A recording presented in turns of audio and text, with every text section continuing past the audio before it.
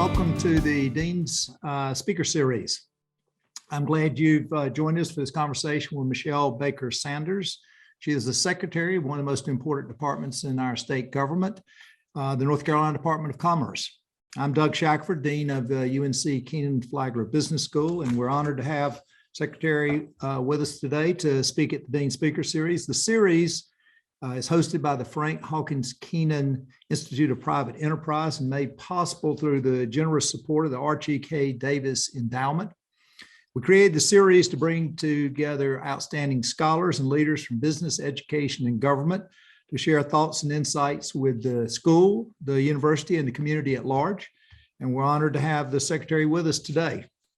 Just about a year ago, Governor Cooper appointed Machelle as the Secretary of the Department of Commerce. She had been serving since 2017 as Secretary of North Carolina Department of Administration. Her vision for North Carolina's post-pandemic economic restoration is to work with partners to attract better paying jobs, support small businesses, and stimulate our state's innovation and entrepreneurial economy. Prior to her government service, she had a successful career in the pharmaceutical and biotechnical industry. And she's where, among other things, she served as Vice President of Manufacturing and General Manager of Biogen's largest manufacturing facility here in RTP. As Secretary of Commerce, she's working to ensure that North Carolina's diverse state is an inclusive one that works for all of our people. She's the mother of twin daughters. She's particularly compassionate and particularly passionate about improving the status of women in our state. She has said doing so is not just a women's issue, it's a family, poverty, and economic issue.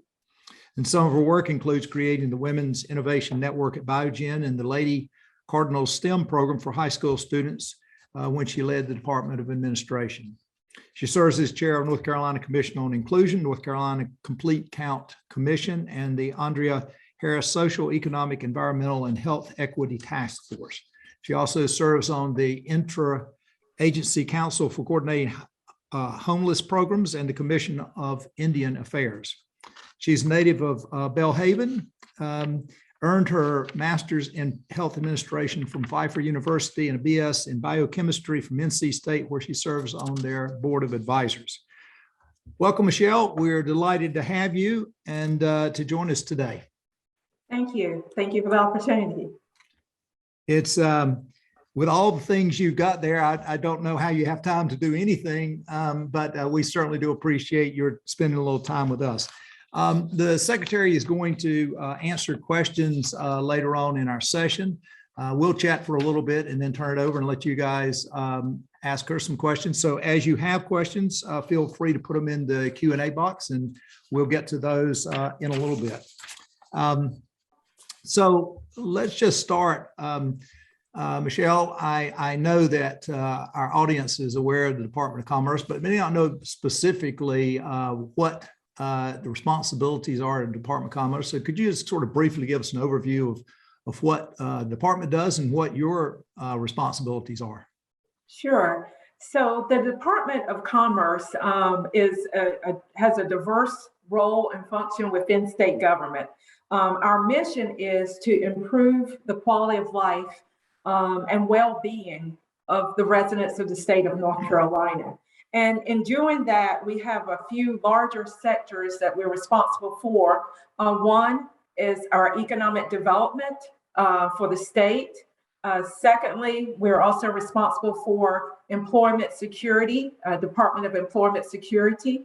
And then we also have a workforce solutions or workforce development arm as well. Within each of those functions, there are divisions. For example, in our workforce area, we also have a lead organization, which is a labor economic analysis division. So when the unemployment numbers are out or employment numbers, that group actually are the ones who are providing that data, doing the analytics and the research, and helping all the other organizations across the front.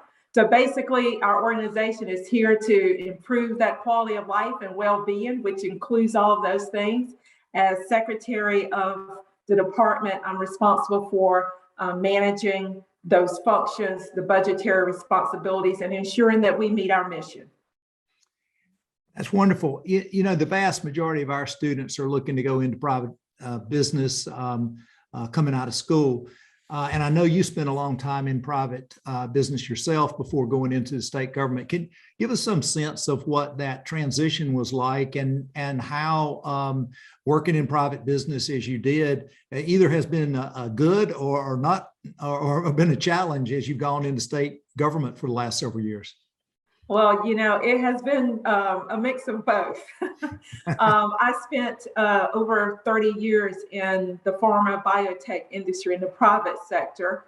And with that in mind, I'd say the thing that has drawn me to state government opportunities is really grounded on my personal mission, which is to improve the quality of life for humankind and to improve the conditions. So in the life science sector, you surely get an opportunity to do that with all the science and discovery going on. And state government or government, the entity itself, has that as its primary function, I believe, and mission to help on so many fronts.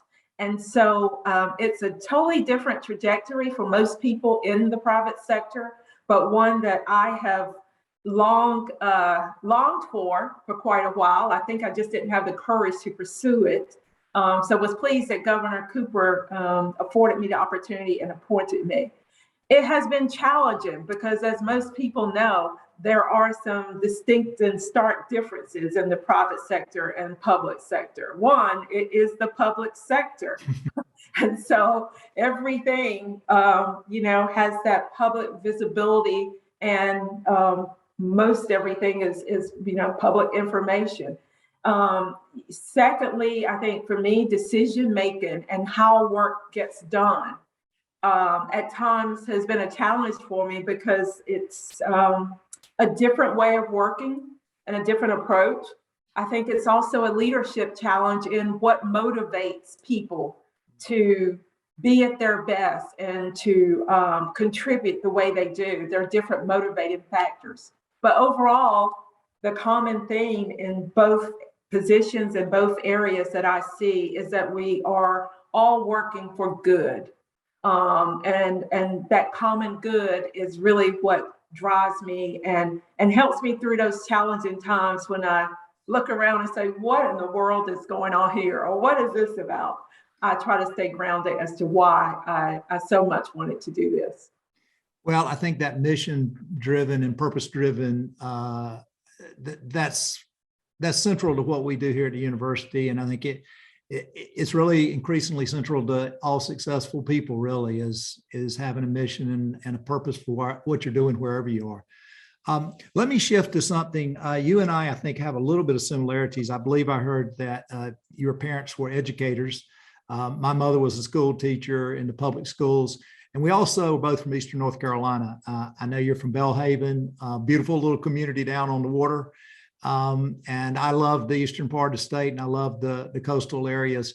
I think we both probably would agree that the eastern part of the state has had its challenges for a long time.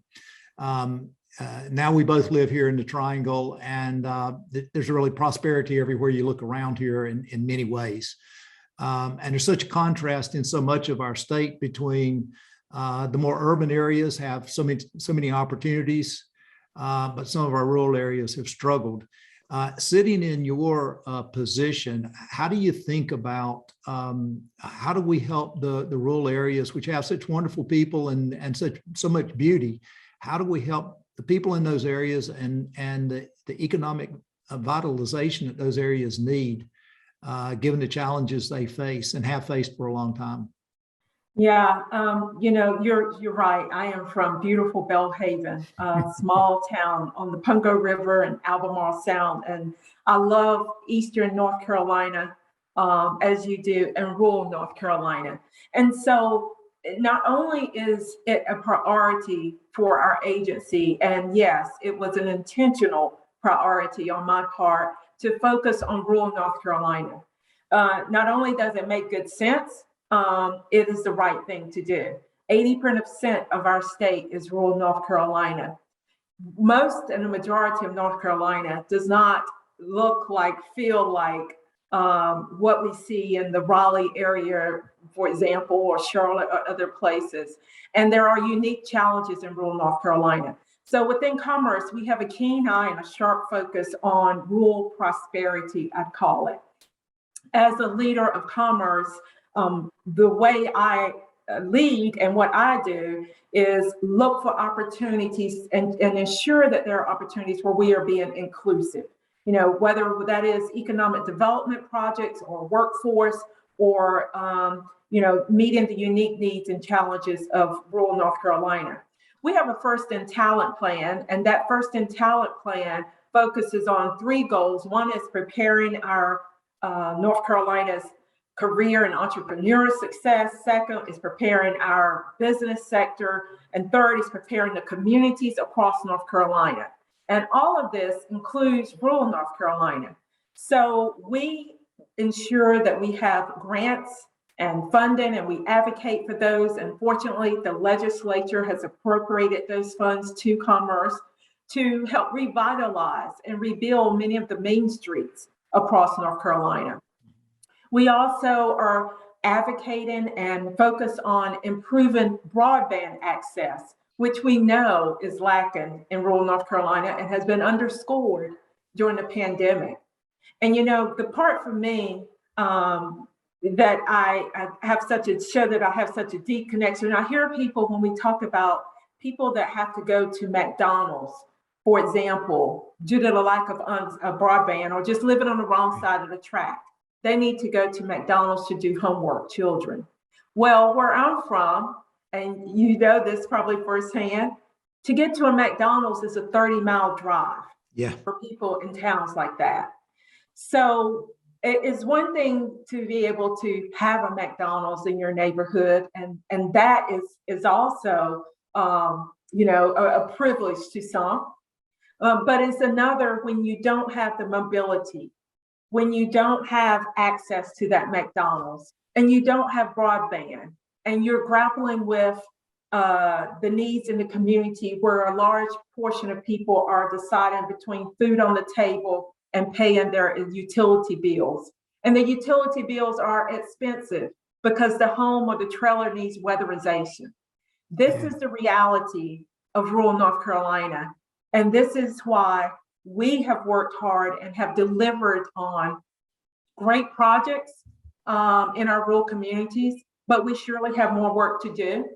Partner with community colleges and expanding that partnership, having more work-based learning opportunities for our communities and children, and also really being focused on the disparities and inequities in our rural communities that we know have been underscored again during the pandemic, but have been prevalent and have been there all along.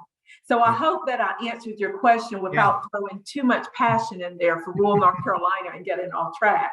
But I think you get it, and I'm hoping that others on the call either connect with this and understand it, or will actually do a little homework or do some visiting beyond our area, our immediate area, and experience it, and then be a part of what we're all trying to do, which is to lift up rural North Carolina and ensure that they too will benefit from some of the same things that we benefit from and sometimes take for granted. I don't think you can have too much passion on that particular topic. You know, one of the points you brought about broadband that we, I think, discovered here at the university, probably should have known better, was when we had to go virtual. And we had some of our students, they all went back home. We had some students who lived in places, and as you pointed out, the only place they could get broadband coverage was at McDonald's. But McDonald's was, as you pointed out, that was a long drive away. So they were making long drives so they could sit in the McDonald's parking lot so they could take class. Right. And, you know, it's something that's really hard to conceive of when you live in places like, you know, the places many of us live in. Let me ask you a related question. And this may not be right in the Commerce Department, but I know you have a background in this, is hospitals and healthcare. where you have the same sort of situation that, I'm almost a stone's throw from UNC Hospital right now. If something happens to me or to my family, my goodness, we got so many doctors and nurses and healthcare officials and the finest care you could conceive of. But we've got so many places in rural North Carolina where the hospital is a long ways away. And if I need emergency treatment, I may never get to the hospital. How do we get economic development and those things for people when we don't have a healthcare system readily available or anywhere near? Right. Well, first of all, I think that your question really speaks to the reason to work to expand access across North Carolina. There are 500,000, at least, North Carolinians without health care. These are working North Carolinians, the majority of them. There are at least 40,000 veterans without health care access in North Carolina. That's a tragic devastation for our community. And we should know better than any other time the importance of healthcare when, grappling with this pandemic. So I believe we have to, first of all, hone in on the resources that are in these rural communities, whether that's the main town, downtown area. I think we have to leverage our relationships with the community colleges for workforce development, for identifying ways for mobility enhancements to get people to those community colleges, expanding access to broadband so that they can engage in our economy for those who are not building the storefronts anymore, but doing e-commerce, and also have access to education and telehealth is important. So I think there are things or aspects that make an economy a thriving economy that we have to really hone in on, double down on, advocate for, and encourage our legislators, frankly, to appropriate funds, which in some ways they have done, to help our economy thrive everywhere. Infrastructure, education, healthcare, broadband access, those things, those investments are ones that are needed in North Carolina's rural communities. And that's how we're going to attract more economic development and spread the prosperity that many towns and areas do enjoy in North Carolina. I think that if we're able to really leverage some of the hubs, I'd call it, or places that are thriving near rural communities. For example, Greenville, I think about Washington.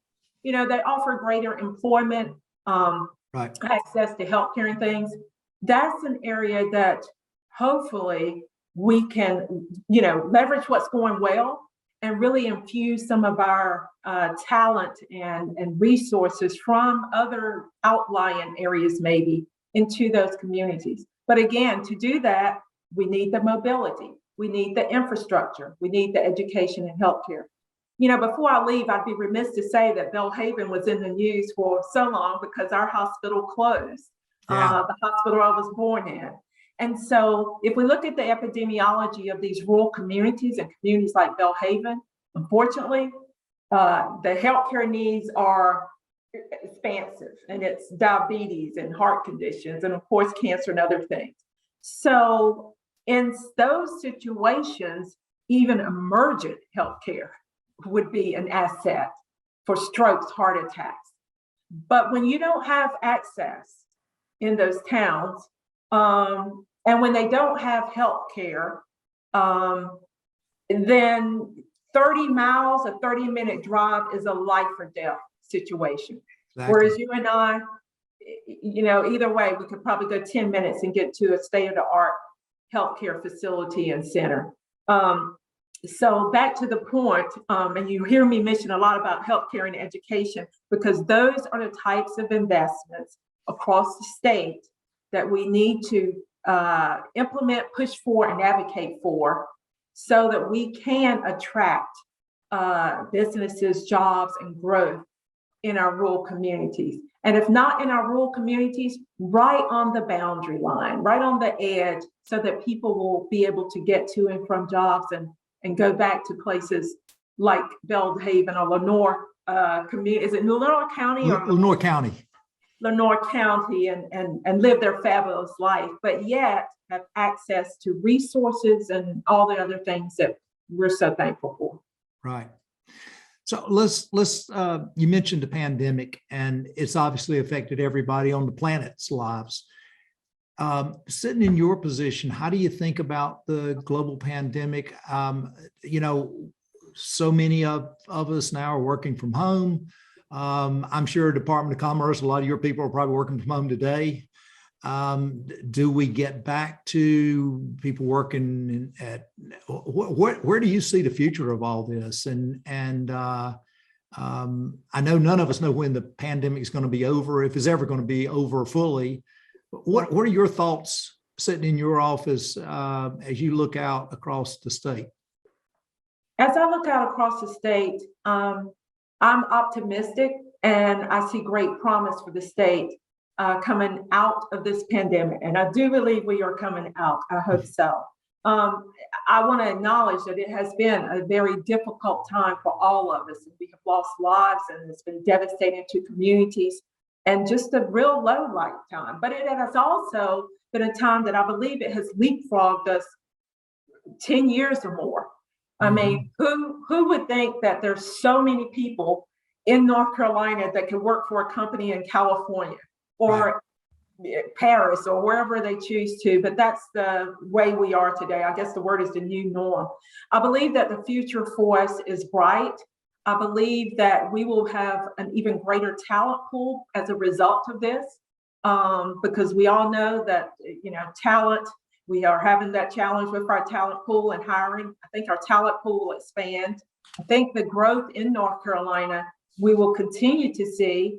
Part of that is because, frankly, we've had devastation here, but compared to a lot of the states, thanks to our leadership, we have fared pretty well. And again, I know we've lost lives and people are sick in North Carolina, which gives people a level of comfort and confidence in the state as a whole.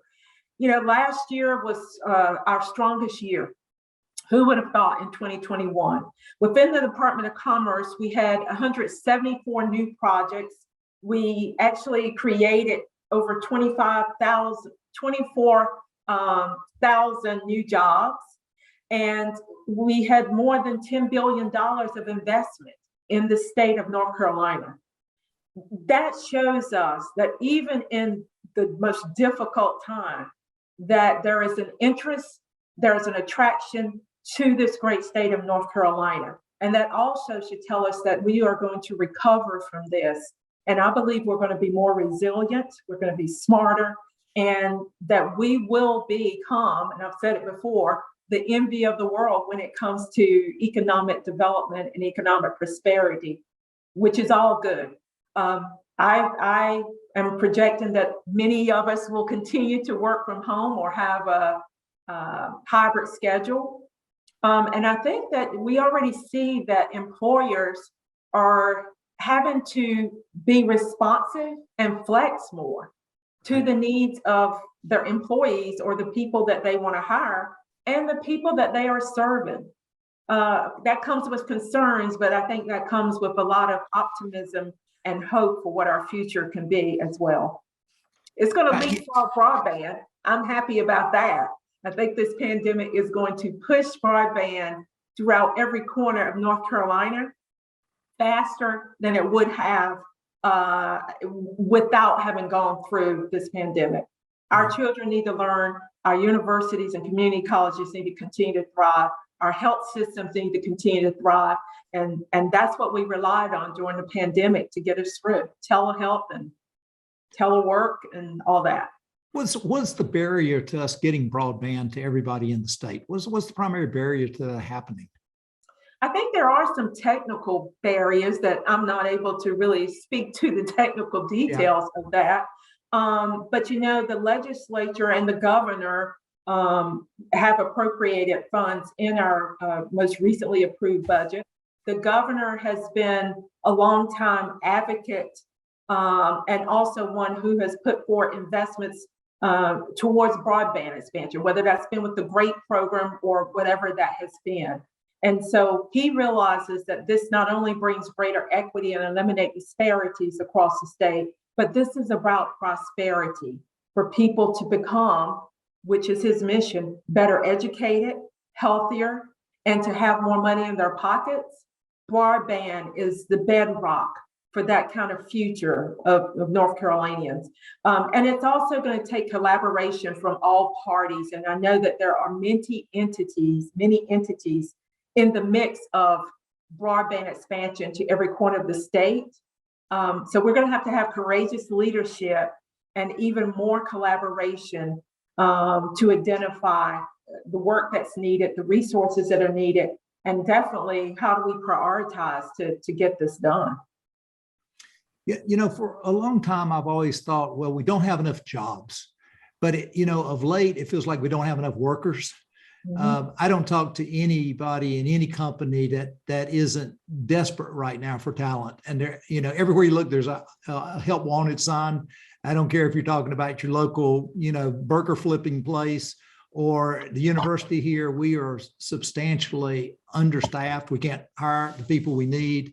There's been the great resignation or retirement or whatever you want to call it. Where do you see that going, and how do we get the workers that we need to in order to be able to maximize our opportunities? And in fact, and let me give a final question is, are we struggling to attract even more industry? I know we've been really good at this, but are we struggling to attract even more industry because people may be looking at us and saying, I don't think there's workers to do the jobs if I came to North Carolina? Right. You're right. Our talent pool and our labor force. Yeah. I'm not sure if it has changed some because of the pandemic and the great resignation, I guess, as we call it. But there are a lot of other factors to consider with that. People are having less children nowadays.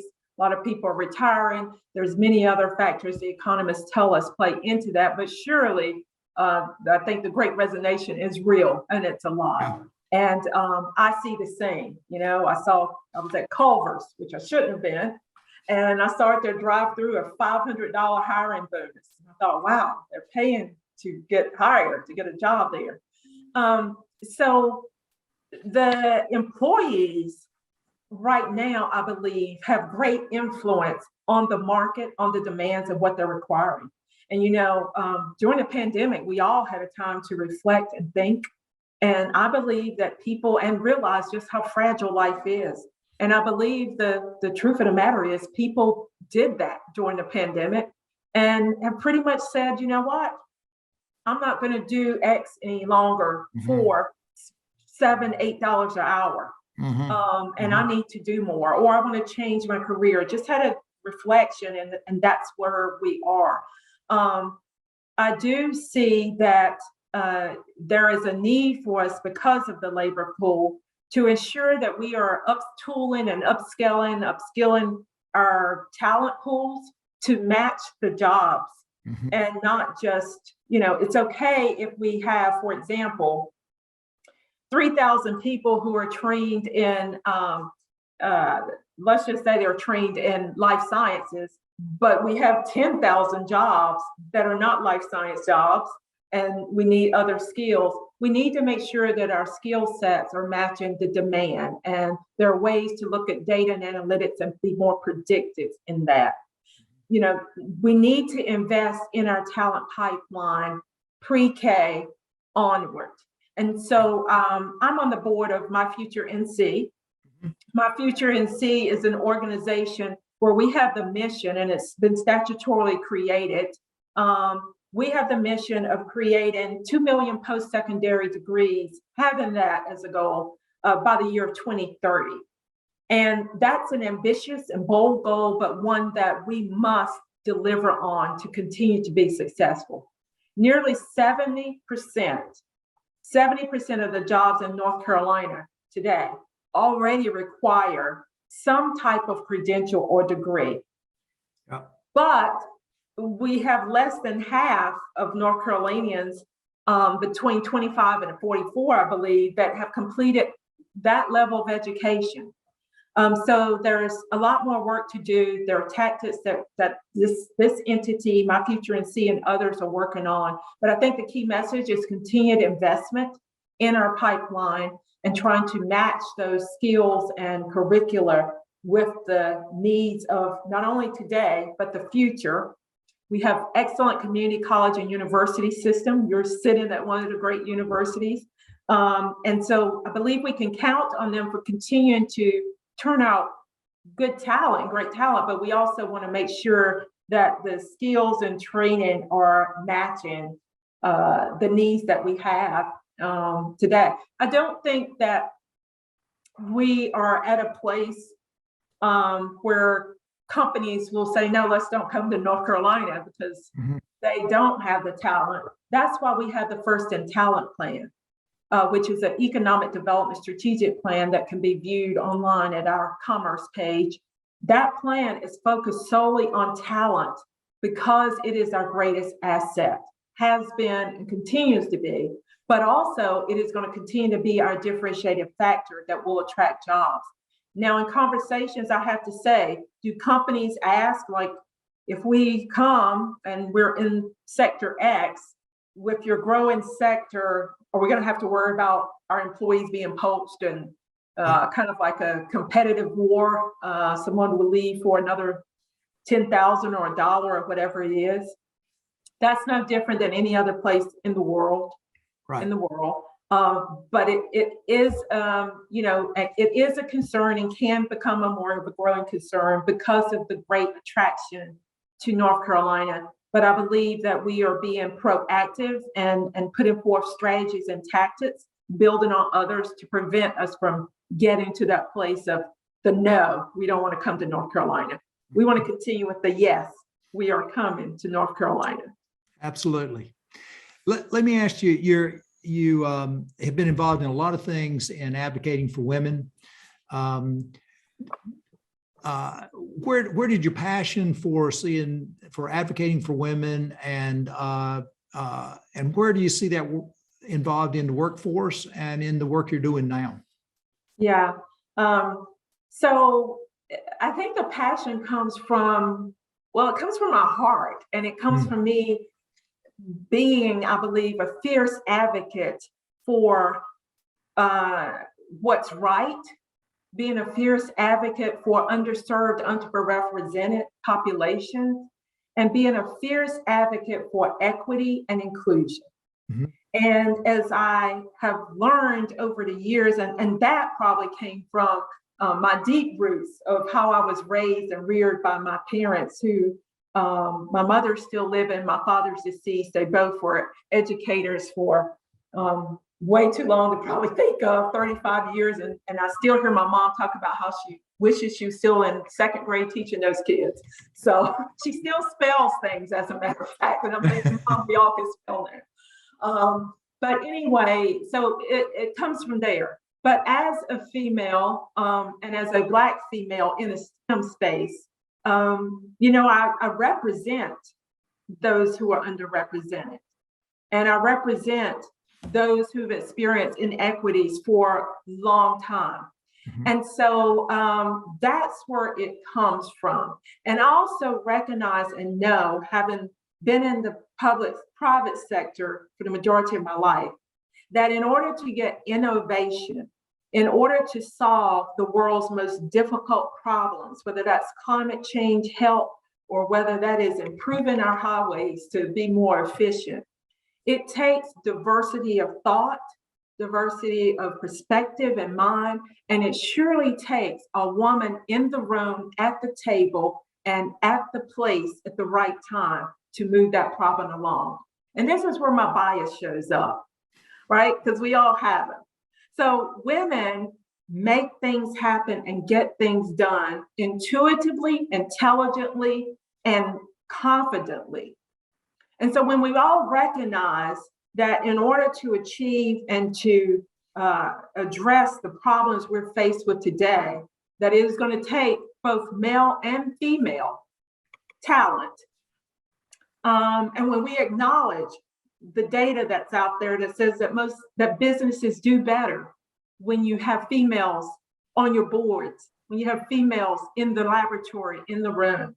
And when we acknowledge that the data that tells us that it'll be 2060 before our females make the same thing as their male counterparts in the same job with the same credentials. When we acknowledge that that's not a good place to be, and when we realize that it is not a family, it is not a woman's issue, it is a family issue, it's a community issue, it is a state issue, and it is a national and worldwide issue, then we are going to work together to ensure that women are equal, that they have their right place at the right time on all fronts. And it's also a time where not only am I going to be an advocate as a female and a Black female, you're going to be an advocate and others are going to be an advocate.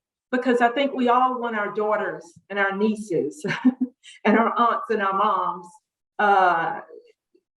to be treated fairly, to have an equitable salary and livelihood. And, I just can't wait until, we have a female to lead this country, right? And get us out of this mess.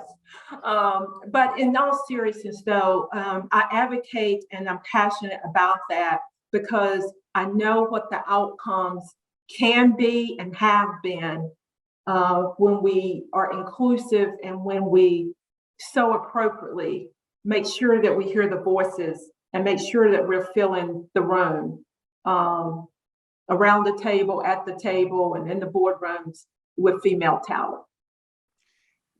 That's great. You're not the only woman of color in a leadership position in state government or in the private sector, but there's not a lot.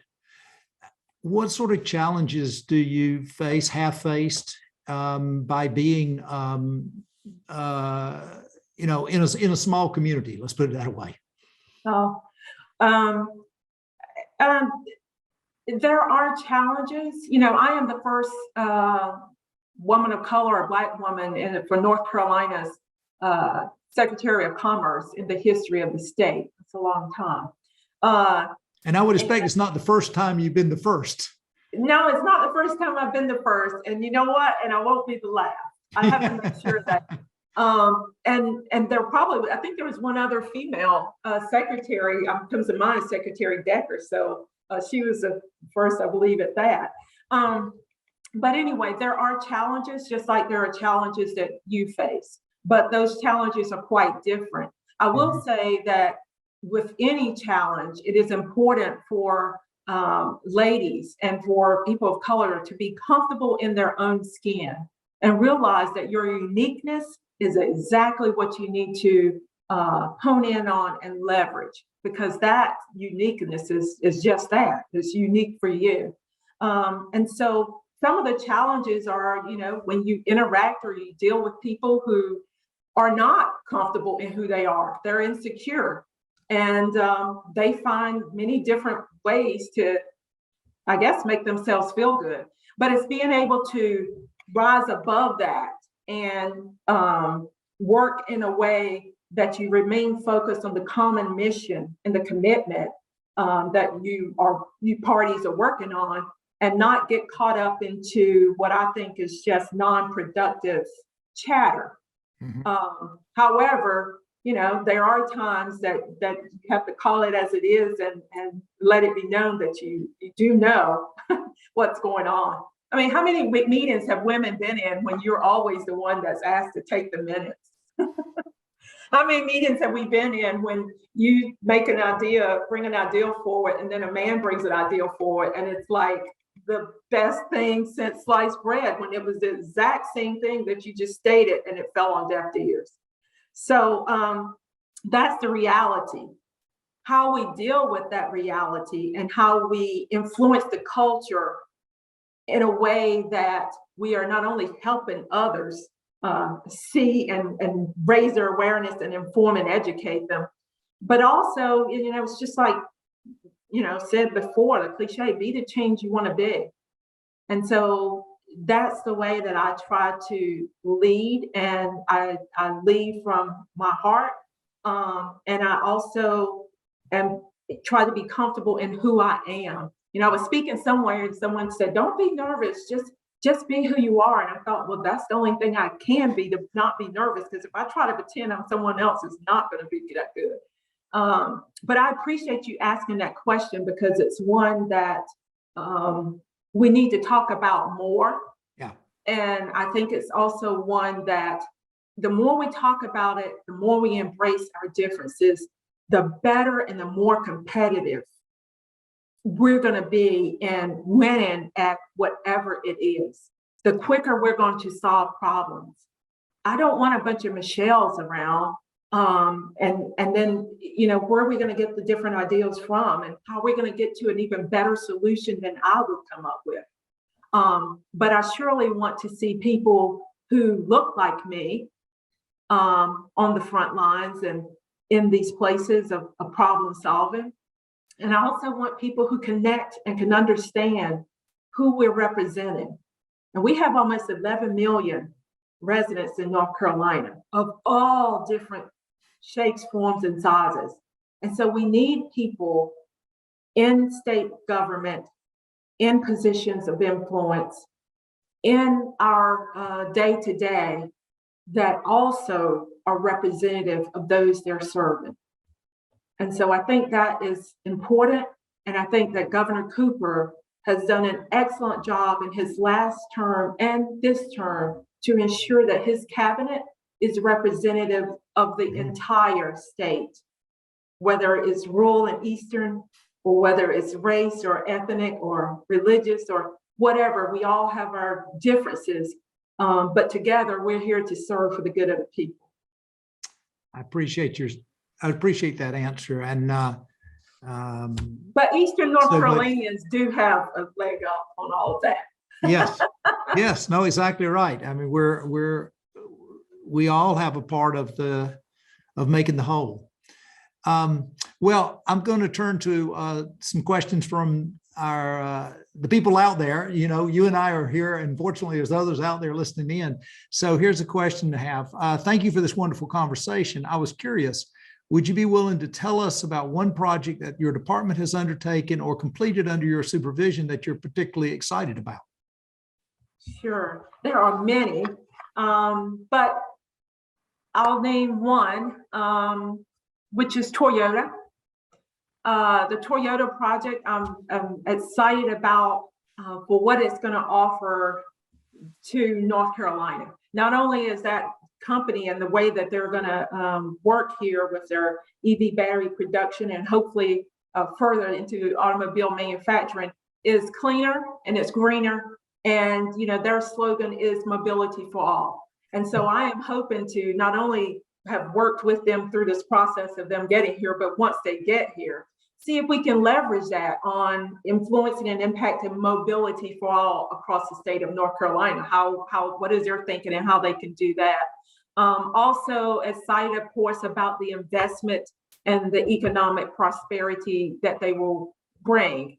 When I went to the site that they're going to be located on, which is in a rural area, I thought, wow, this is going to look quite different in 5 years. And the state had conversations with Toyota previously, but that was not the time. This was the time. So anytime you can be a part of that type of job creation and legacy building, it's exciting, it's rewarding, and it really reminds you, you know, this is why we wanted to do this. And there's been many others. Boom Supersonic was the last one that was announced in Greensboro area. And so to think that one day we may be able to fly to, let's say, Italy in a few hours, and to know that North Carolina is a part of that and right at the forefront, that's exciting. That's exciting. Yeah. Now, these mega site investments like in Randolph County with Toyota, it just really boggles the mind to think what that area of the state will look like in 25 years. Yeah. I and a number of our people live in Chatham County, and we've got Moncure down there. And I've spent a lot of time around that Moncure area, and I keep waiting for the announcement on Moncure, because it will totally transform that area of southern and eastern part of Chatham County and Lee County, which is a tremendous opportunity, not too far from us. Right. But there's so many of those around the state of North Carolina, and bringing in companies like Toyota and these others with really transformational technologies is truly exciting. Yeah, and these companies, they're looking for and they need shovel-ready sites. And so, the Randolph-Greensboro site, I have to acknowledge that many times the foresight and vision of the owners and the local communities that are building up these mega sites, it's really good and amazing at times to see it all come together. And so I'm hopeful that we will fill every mega site across the state. Absolutely. Let me ask you a question about something. I spend a decent amount of time in the Charlotte area, and then obviously live in the universities here in the Triangle. It has always struck me that there is so much research, innovation, just brilliant scientists all over the Triangle area, and technological breakthroughs. And there's so much capital in the Charlotte area. But the capital in Charlotte area doesn't often seem to be invested in RTP. And so much of the investment in RTP comes from places like Charlotte, from California or Boston or other places. The state has never quite been able to get together our financial capital down in Charlotte and our R&D brilliance in the Triangle. Is that anything that ever passes across your desk in the Commerce Department? That has not passed across my desk, but that is a conversation among others that we've had and that we're having, because there is a real cluster in that whole life science area in this region. When I say RTP region, pretty much. So I'm glad you raised that, because it is something that we definitely need to, I think we should look more deeply at as we try to bring about entrepreneurship, greater need for startups, and even funding of getting some of this R&D from universities and translate into hopefully a commercial state. Right. A need for that. But no, it has not passed across my desk as like an official request or anything, but conversations have. It always scares me when I hear Silicon Valley's investing in one of our companies around here, because I know it won't be long before they are apt to reel them into California, and our companies leave here, and the jobs leave here, and they go to Northern California. Yeah. And so, we want those jobs and people and the knowledge base to remain in North Carolina as they come out of universities. I've been pleased to see more companies coming from California here. Exactly. That has been great to be a part of our ecosystem, but also, within the First in Talent plan, you'll look and there are some tactics and strategies in there to retain our talent and knowledge in North Carolina. And in saying that, we're going to have to also match up the capital infusion that's needed to really help fund and move these projects along. And let me ask you a question about education. I think it's arguable that there's no state in the country that has a better both state of public universities and private universities in North Carolina. But our K through 12 education has lagged. It's lagged in so many different ways. It's lagged in funding. It's lagged in many of the measures. How do you see that, if I will, dichotomy between the terrific education that we provide at the college level and the community college level, which is, I think our community colleges, you could say, maybe the best in the country are. So our higher education is at one level, our K through 12 education is not as good. Yeah, I agree with you. And we are going to have to ensure that we have elected officials who get that, believe that, and are in tune with the evidence and data. That has been a big agenda item, if you will, a priority for the governor, whether that was for teacher pay or for every pupil in the school system to increase that funding in education. There are too many schools and too many children in North Carolina that have fallen behind or are falling behind where they need to be in a state as great as this, that was at one time known for the public education system. Right. And so I think that is one way, is to ensure that those investments and that we are voting for people and elected officials who have the authority and responsibility to vote to accommodate that.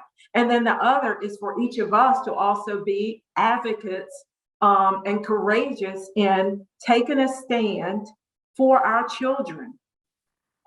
This is not the future that's like 20 years away. They are a part of our economy today. And so we have to ensure and do better than we are for all parts of the state, and find a way to allocate resources equitably to our schools and school systems. And I know that there's a lot more that goes along with that. It's teachers, it's resources, it's broadband.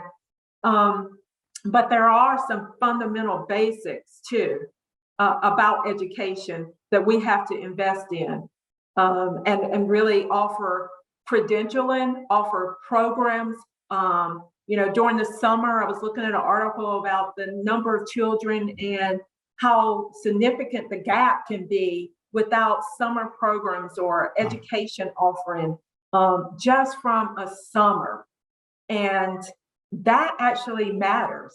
That matters. But then what are the offerings? How do we provide that access when many children in North Carolina are just wondering how they're going to eat during the summer? Right. There's a lot going on. So what's needed, I believe, is a cohesive alignment and commitment with organizations like My Future NC to ensure that we have the actual infrastructure, if you will, to educate our youth pre-K, 12th grade and beyond. But you're right, our higher education system, I think there is a disconnect between the outcomes of that and the outcomes in our public school system. Right. And maybe I should just say school system, because people choose to be educated in different ways, but the key is to become educated to a level of performance that can lead you to prosperity and to navigating as a good citizen in the communities that we live. Absolutely. I think we probably have time for this last question. This comes in from one of our listeners. What, if any, community employment contractual agreements have been made with Google or Apple or other companies like that who are bringing their companies into our mega sites? I'm aware of the tax incentives. However, it would be great to know what the companies are giving back. So Apple is one that is giving back to our education system. And I don't remember exactly, because there's so many of the specifics of that, but I can follow up, or that can be found out through public information, I'm sure. But their contributions are to our education system, not just in RTP, but in communities across the state. And I mention them because I think they are also an example of where we attract and we are expanding or growing a company in RTP, but their benefit and their contributions as a community corporate citizen goes beyond RTP facility. And so we like to see that, we are attracted to that, and we encourage that. I am also in the process of creating, and hopefully that will come to fruition, position or a function to focus on continued partnership with companies that locate here or that are expanding, to be able to engage them on the priorities of the state. For example, we talked about mobility. Ideally, Toyota's here and operational. It would be good to, have them engage and participate on how do we improve or increase mobility for rural North Carolina, to engage in jobs and the economies that may be 30 to 60 miles away. And so that is a targeted effort to engage in that way, because we partner with companies not just when they're coming here or thinking about coming here as a state entity and in commerce. And we tell companies this, we partner with them throughout the long haul, not just through permitting or not just through helping them to recruit talent, but throughout the long haul. And for sure, we want to also get the return on investment for the residents of the state. So that's a personal goal that I have this year for myself, actually, that you mentioned it. I said to myself, okay, Machelle, we have been a part of a team, a big team of economic developers and local municipalities and everybody else to create 24,000 jobs. Now, how do we make sure that our residents are benefiting not only in the locations that they're going to be expanding and growing, but across the state? And that I realize is a big goal, but it's possible to make headway on that and at least get that started more quickly, I think, and intentionally. Well, Machelle, it's been wonderful talking with you. I think you and I could probably talk all afternoon. You know, the extent to which the mission and the purpose of making North Carolina better just comes through with every answer you give. And so as one North Carolinian, I just want to say I thank you for your public service. I think we all recognize you could probably be making a lot more money with probably a lot less headaches in the private sector, but it's encouraging to all of us to have people of your talent in a role that you're in. So thank you very much for what you're doing for all of us. And thank you for joining us today. We very much appreciate it. Well, thank you for the opportunity, and it's a privilege to serve. Thank you. Thank you. And thank you everyone who's joined us today. I know you've enjoyed this conversation just like I have. Mark your calendars. Our next Dean Speaker event is on the 16th of this month. We will have Andrew Rose. He's the president and CEO of Worthington Industries join us on that day. Everyone have a good afternoon. Thank you. Bye-bye.